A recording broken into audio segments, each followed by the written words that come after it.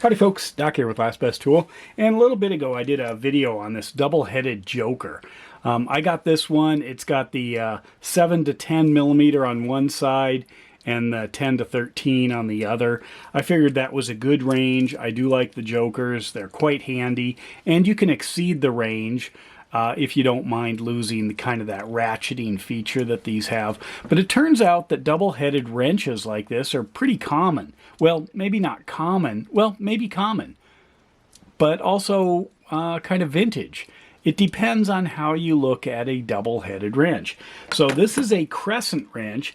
This one, interestingly, is the combination 8 to 10 inch, and that doesn't have to do with length, which is usually where that number comes from, but head size. So this would be like an 8-inch Crescent wrench on this side, and this would be the 10-inch Crescent on this side. Now, there are a couple of YouTubers that have done videos on restoring these, including Scout Crafter, and I believe it's like Tool Scout or something like that. I'll put links to their videos down below, but they actually got a hold of these in 2 different sizes and did some restoration, pulled the screws out, cleaned up things. What did I do with this? I just ran a buffing wheel over it, you know, just to smooth it out, because it does actually work. It's a little stiff, but it's more of a hanging on the wall kind of thing. Crescent made these, I've heard, 50 to 60 years ago, which is quite a while. But why? Why would you need something like this? And that's kind of the question here. Now, the Vera obviously is because you want that ratcheting mechanism in a spanner across a range. But these obviously go, down to 0 out to whatever the limit is. So why, what's the difference? Why would you need something? Obviously, you could set it up, say, 3/8 there and maybe half there or something, and then just be able to flip it around. But it is a beefy, heavy wrench. Or maybe you use it a lot and there's a chance you might break it. I don't know. And neither could either of the videos I mentioned come up with a real solid reason. So what I found kind of interesting is I thought, okay, maybe these double-headed wrenches, why is it so unusual? Well, actually, it's almost the norm. Pliers, screwdrivers, hammers generally are only one-sided, but most other tools we kind of expect a couple of sides. Knives, we expect that there will be, a knife side maybe and a tool utility side. A lot of socket drivers like this little ratchet here might have a ratchet this way and then a ratchet on this end. That's not terribly unusual, but it's most common when you come down to, well, say a wrench. I've got, say, an open end and a box end. Traditional combination wrench here. Or I've got an open end and a ratcheting side. Or dual ratcheting sides that are different. Or dual ratcheting sides that are actually different not only on the ends but also on the sides. So as you flip it over, this is a 10, this is an 8, 13, 12. There you go.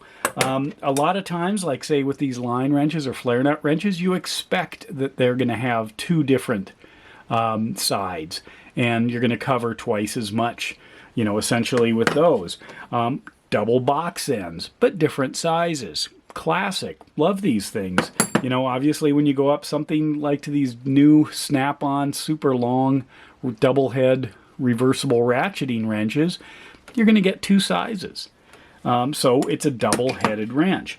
Now sometimes, like in this case, this is 14 on both sides. This is an angle head wrench with 2 different shaped angles, so it's the same size, but essentially 2 different tools.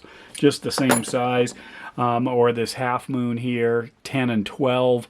You'd expect that it would be a combination tool. Now SnapOn just released an interesting tool.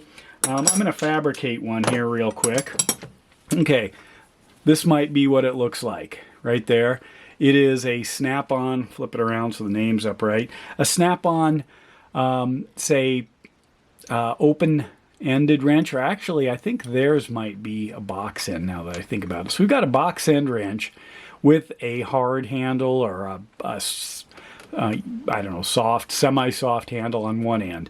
And so what this thing is a wrench that actually has a open or a closed end, a box end on one side, and a handle. So they have literally taken what would be potentially a traditional open end box end or combination wrench and cut off one side of it, that or the open end side, and then attached a handle, and then you would grab that handle and you could hang on to something. It's primarily designed to be basically something where you hold a nut on one side or a bolt or either side, and then run an impact driver on the other side, and it was just a way of kind of minimizing the stress on your hand. It's not for continuously opening something or closing or tightening something. Instead, it was just simply to slip up there and open it. And 16 millimeter, I believe, was the smallest they made. I think they ran it from 16 maybe to 21, something like that, for those sizes. So basically it was just a handle. And so what was cool about it, what was new and innovative, is they took a two-headed wrench and made it a one-headed wrench. So I guess my point with all of this is these two-headed styles, they seem, kind of odd, or in this case, brand new. This Joker, brand new. But this Crescent, ancient, but why? An adjustable wrench, dual-sided, what's the point? And I guess we'll find out. This thing has disappeared. I don't think you can get these anymore. It's a collector's item, but this is new. So what's going on? Did they, not get the memo that this thing wasn't as terribly functional as maybe it looks?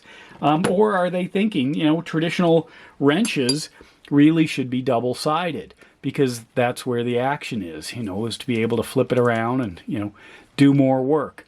So anyway, I thought this was unusual. It turns out it's probably the norm, but with an adjustable side, it's probably a rarity. I don't know how you classify that. Anyway, let me know your thoughts. It's kind of an interesting dive into tools to see where we've came, where we left, where we're back. So I guess maybe this is a cycle of innovation. And with that, Doc out.